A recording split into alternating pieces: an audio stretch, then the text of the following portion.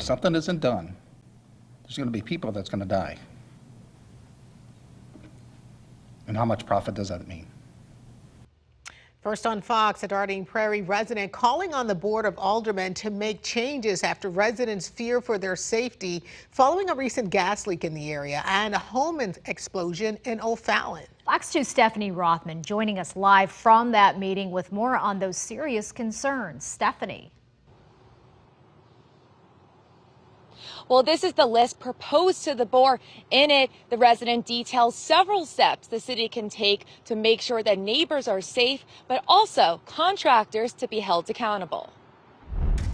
It makes me feel helpless. That's why at Wednesday's Dardenne Prairie Board of Aldermen meeting, a resident channels community concern over recent gas line breaks into action, proposing changes to city rules. I believe that public officials should help us to define the full scope of the risk to the public and take a visible leadership role in response.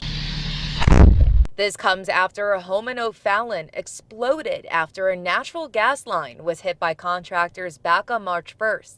A few days later, on March 5th, a subcontractor hit a 4-inch line off Shetland Drive in Dardenne Prairie while trying to put in fiber cable. No one was hurt, but it impacted the whole neighborhood, including the BAUCUMs. The fire department and the Spire official came rushing to the door saying we had to get out of the house immediately. My wife left our pets in and went out and stood in the street while the Spire official went to test for gas leaks in our basements. For BAUCUM, a Dardenne Prairie resident himself, this hits close to home.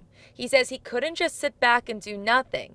That's why he came out and made suggestions for contractor accountability. We want to make sure that our permitting processes here are in place, that they are disciplined, that permits are issued, permits are displaced, that people are identified and carry identification. Two other ideas include a $10 million bond and making compensation for any damage or injury mandatory. A neighbor of the home that exploded didn't directly respond to these proposals, but says his house was severely damaged in the blast, clearly visible in his plea to the board. My daughter and my mother-in-law